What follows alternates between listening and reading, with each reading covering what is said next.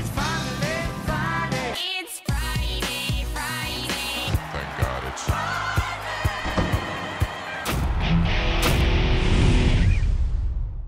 All right, welcome back to the Friday Show, presented by Woodbine's Twilight Racing Series. I'm Scott Jagow, along with Ray Paulick. Glad to have you with us. Well, last week we talked about some of the challenges racing faces.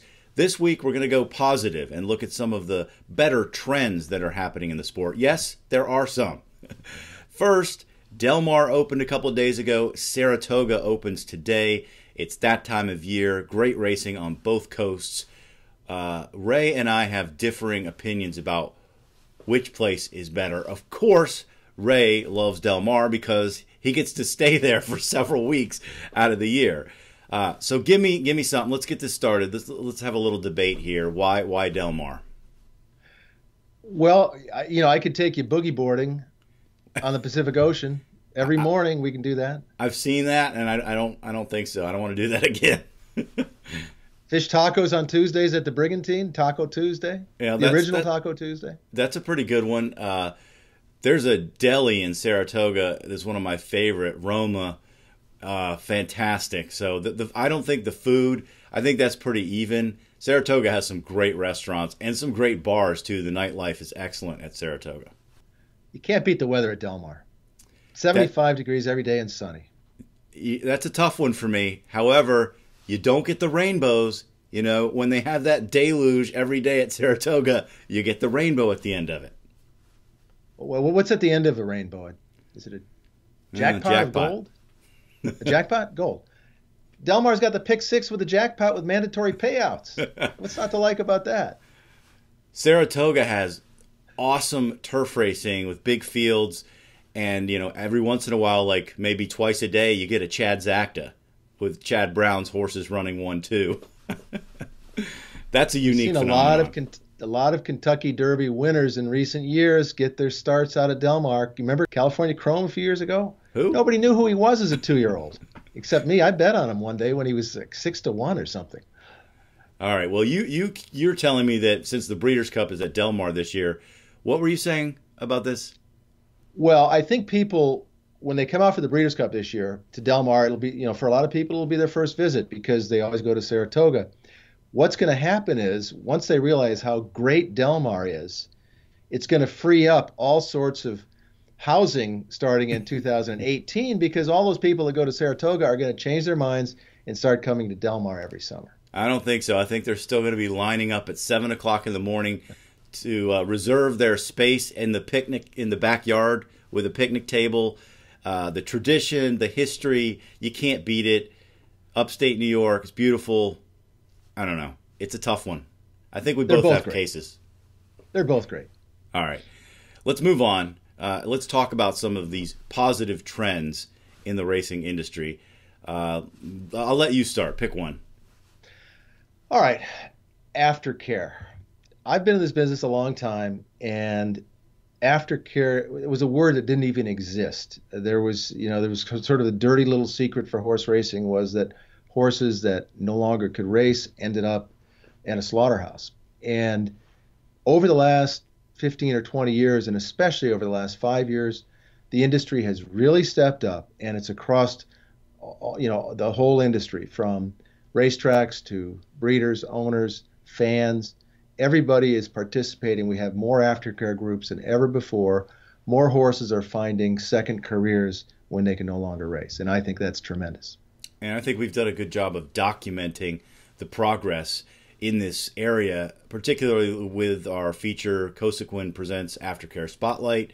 Jen Reutz has done a fantastic job of identifying great stories of off-track thoroughbreds who have gone on to second careers, organizations making a difference in this area. And we've been doing that feature for every week for several years. So obviously there is a certain amount of momentum out there happening. So I agree with you on that.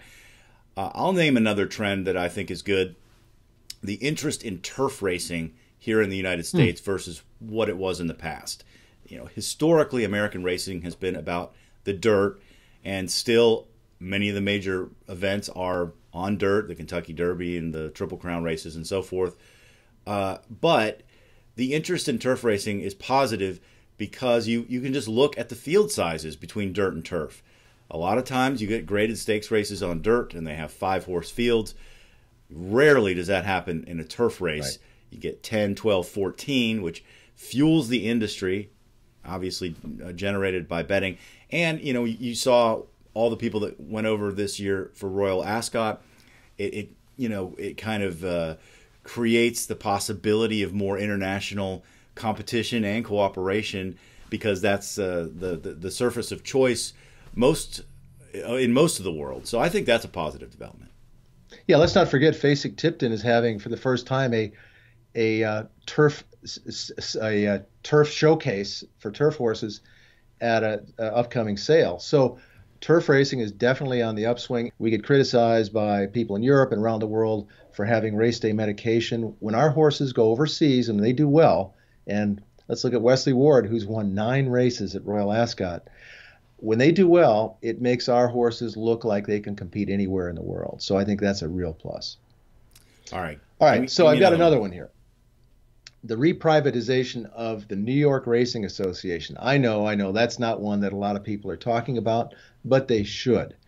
Belmont Park is in desperate need of capital investment, maybe rebuilding the grandstand. We don't know exactly what they're going to do, but I know that the New York Racing Association board wants to do something with Belmont Park to make it better, to make it more comfortable, to be able to bring a Breeders' Cup to New York.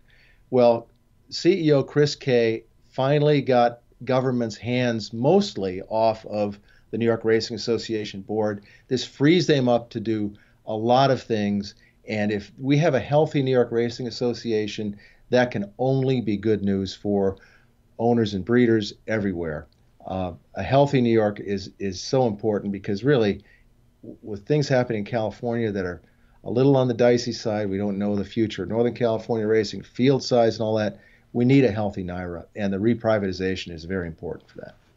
I'm going to say that when I go to big events or the boutique meets like Keeneland, Del Mar, Saratoga, I see enough young people at these events that I'm thinking there is the possibility of grabbing some of them as bettors and keeping them at least as casual fans for a long time to come. And I applaud efforts like America's Best Racing. I don't think they always hit the mark with some of their campaigns. Maybe I'm too old to get it. but I do appreciate the fact that they are making themselves visible at the racetrack. They are getting young people to come out, and they are doing things designed to appeal to young people. So to me, that's a positive development. Whether or not it's been highly successful so far, just by the eye test, I think they've done pretty well, and other marketing efforts like that by racetracks. I'm going to throw in one more, and that is keeping 3-year-olds in training as 4-year-olds, or 4-year-olds in training as 5-year-olds. The Pegasus World Cup, when it was first announced, I thought it would never happen. Well, it happened, and it allowed us to see California Chrome again running against Arrogate. We don't know what next year's Pegasus World Cup is going to look like, but it does it gives owners of horses that are at the high end a chance to keep them around for another race. I would like to see them stick around for another year so that horses don't retire so soon. We need stars in the sport, and when you retire 3-year-olds, it just kind of takes the stars away from the sport, and we need that. So I think a race like the Pegasus, and we'll see what else happens around the racing world to see if anything else like it happens. But you can now make money racing older horses, and I think that's good. That is cool. All right. Well, let us know what you think. We've named about 5 different things here. Of these, which one do you think is the most important trend for racing currently? Let us know at our website, PaulickReport.com, with our poll. That's going to do it for this edition of the Friday Show, presented by Woodbine's Twilight Racing Series. Thanks for joining us, and we'll see you next time.